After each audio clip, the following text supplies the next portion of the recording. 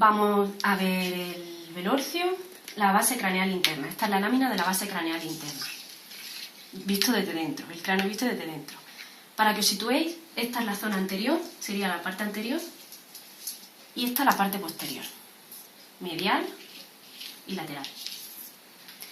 Primero levantamos la tienda del cerebelo, que en esta práctica no nos interesa, así que la dejo aquí. Y vamos a empezar siguiendo el guión por el hueso occipital, que lo tenemos aquí, en la parte más posterior, el hueso occipital. Lo primero que nos viene es la porción basilar, que es esta parte de aquí, la porción basilar, toda esta parte, que luego veremos que va a formar, junto con otra estructura, la lámina basilar o clívula, pero lo vemos más tarde. A continuación tenemos el foramen magnum o foramen occipital, que es muy importante ya que por él pasa la médula espinal. A continuación, en la parte más lateral del foramen magnum tenemos el conducto del nervio hipogloso o agujero condilio anterior, este de aquí. Por él vemos que va a pasar el nervio hipogloso, que es el 12º par craneal, que como vemos sale muy deflecado. Todo esto es nervio hipogloso. En el otro lado también lo tenemos, el agujero condilio anterior y el nervio hipogloso. Y por último del occipital, la escama del occipital, que es la parte más posterior del occipital y que es la parte del hueso que sube hacia la bóveda. Entonces, repito, en el occipital tenemos la porción basilar, aquí adelante, anterior, el foramen magnum, el agujero condilio anterior o conducto del nervio hipogloso, por el que pasa el nervio hipogloso, y la escama del hueso occipital. Ahora pasamos al hueso temporal. El hueso temporal se sitúa anterior y lateral con respecto del occipital. El hueso temporal es este rosa, que está aquí pintado. Esta rosa de aquí. Lo primero que tenemos es la porción escamosa, que está más lateral, que sería esta zona de aquí, la porción escamosa. Y después la porción petrosa, que es esta parte de aquí, esto que vemos aquí, la porción petrosa. O peñasco también. La primera estructura que aparece es este orificio que vemos aquí, que se denomina orificio auditivo interno. Y por el orificio auditivo interno van a pasar dos nervios muy importantes, que son el nervio facial, que es este primero de aquí más finito, este de aquí, que es el 7º par craneal, el nervio facial. Y a continuación, posterior a él, el nervio vestíbulo coclear, que es este de aquí, el nervio vestíbulo coclear o nervio estatoacústico, que es el 8º par craneal. A continuación, posterior al orificio auditivo interno, tenemos el foramen yugular o agujero rasgado posterior. Foramen yugular o agujero rasgado posterior, toda esta zona de aquí. Dentro del mismo distinguimos dos compartimentos, que son el compartimento petroso, que como vemos está situado anteromedial, y el compartimento yugular, que está situado posterolateral.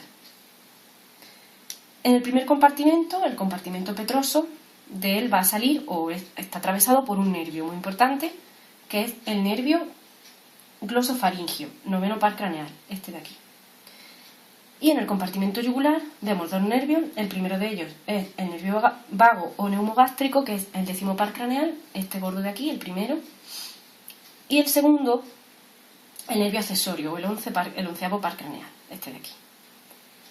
Como podéis ver, en la otra parte pasa lo mismo, tenemos aquí, bueno, lo tapa la tienda del cerebelo, pero aquí tenemos también el hueso temporal con el foramen, con el orificio auditivo interno y el foramen yugular o agujero rasgado posterior. Entonces, repito el hueso temporal. En primer lugar tenemos la porción escamosa, más lateral, la porción petrosa, esto de aquí, o peñasco, el primer orificio, que sería el orificio auditivo interno, con el nervio facial y el nervio vestíbulo coclear, que son el 7º y el 8º pares craneales, y luego el compartimento petroso, el foramen yugular o agujero rasgado posterior, todo esto con su compartimento petroso, el primero, y con el segundo, que es el compartimento yugular. El compartimento petroso atravesado por el nervio glosofaringio y el compartimiento yugular atravesado por el nervio vago, el primero, y el nervio accesorio. Si os fijáis, en orden serían los pares craneales que nos aparecen aquí son 5. El primero de ellos, el séptimo, el octavo, el noveno, el décimo y el onceavo. Vale. Ahora, más anterior al hueso temporal, tenemos el esfenoides, que es el hueso en forma de murciélago, que se le llama hueso llave también del cráneo porque está situado justo en medio, en la parte más medial, y une al resto de huesos.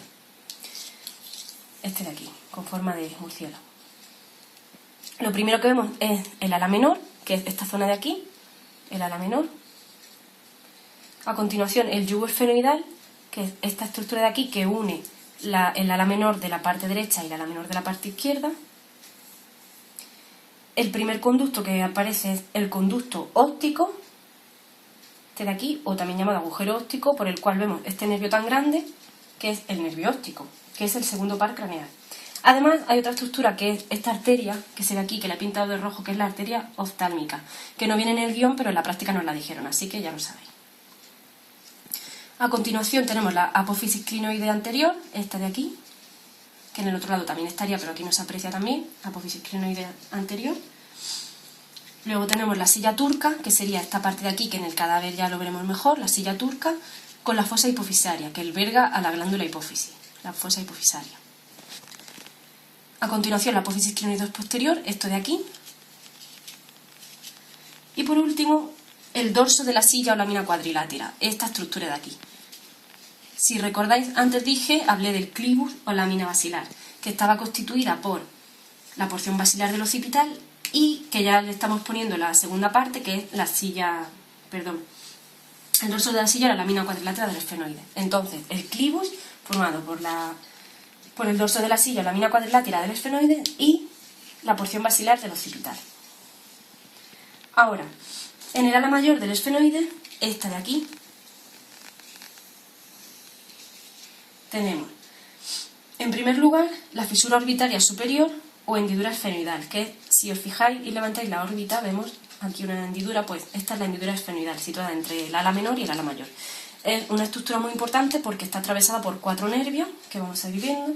El primero es el nervio oculomotor, también llamado motor ocular común, que es el tercer par craneal, que es este de aquí más medial, este de aquí finito. El segundo nervio es el nervio troqueal o nervio patético, que es este que está subiendo por aquí, finito, este de aquí, que es el cuarto par craneal. El siguiente nervio que nos encontramos sería el nervio abducen, este de aquí, que está más posterior, o que aquí aparece dibujado más posterior. El nervio abducen, que es el sexto par craneal. Y por último, este tan gordo que hay aquí, que en su conjunto es el nervio trigémino, que es el quinto par craneal, pero que por la hendidura esfenoidal, como vemos, solo pasa una porción. Esa primera porción es el primer ramo del nervio trigémino, que se llama nervio oftálmico. Entonces, repito, la hendidura esfenoidal, 4 nervios. El primero que vemos aquí, el nervio oculomotor, tercer par craneal. A continuación, el nervio troclear o patético, el cuarto par craneal. A continuación, el nervio abducen, el sexto par craneal. Y el quinto par craneal o trigémino, su primer ramo, que se llama oftálmico, que aquí se denomina oftálmico. A continuación, nos encontramos con otro foramen, que sería este de aquí, que es foramen redondo mayor, el foramen redondo mayor. Y como vemos, está atravesado por un nervio, que también es ramo del trigémino, que es el segundo ramo del trigémino, este de aquí, que se llama maxilar. El siguiente foramen, este de aquí, foramen oval, que ya veréis muy bien en el cadáver, en el cráneo, que se ve muy bien, tiene forma de huevo. Y también vemos que pasa el trigémino, pero en este caso el tercer ramo del trigémino, que es el nervio mandibular, este de aquí.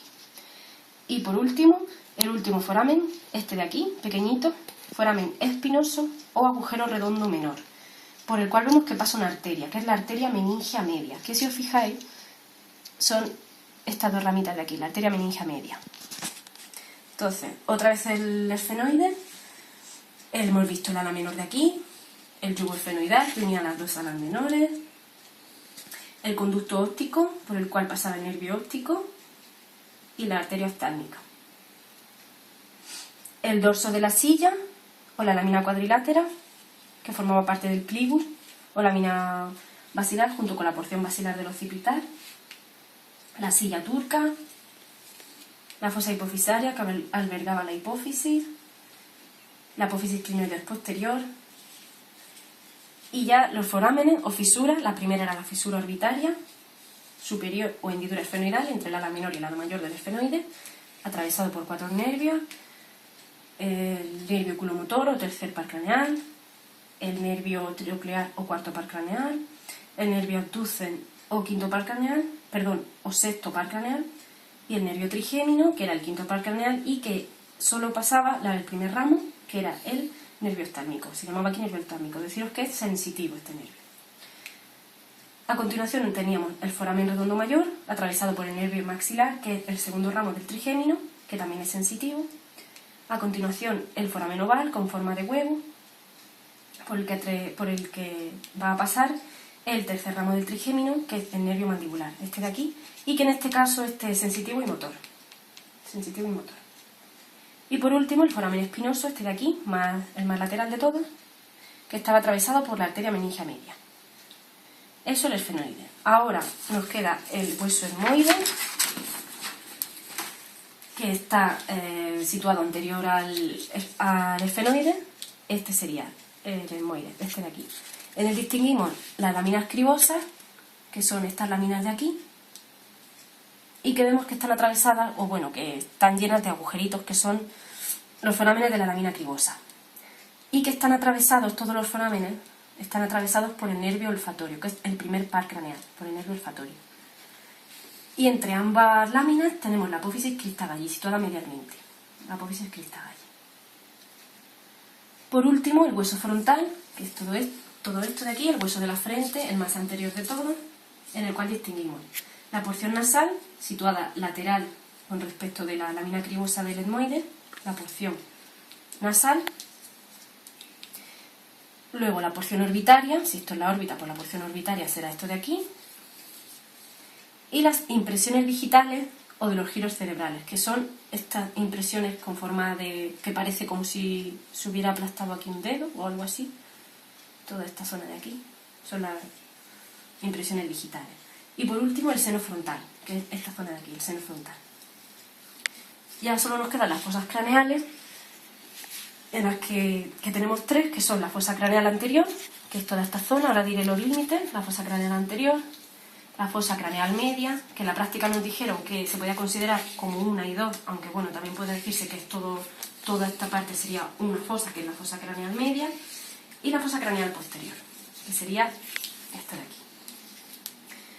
Los límites de la fosa craneal anterior son, en su parte medial, las apófisis clinoides, las apófisis clinoides anteriores, y en su parte más lateral, el borde posterior de la ala menor del esfenoide. Y por aquí lo mismo, el borde posterior de la ala menor del esfenoide. Esos serían los límites de la fosa craneal anterior. De la fosa craneal media, su límite anterior sería el límite posterior de la fosa craneal anterior, y el límite posterior de la fosa craneal media va a ser medialmente el dorso de la silla turca, y lateralmente la porción petrosa del temporal, el borde superior de la porción petrosa del hueso temporal. Entonces, fosa craneal anterior, fosa craneal media y fosa posterior. Y ya está.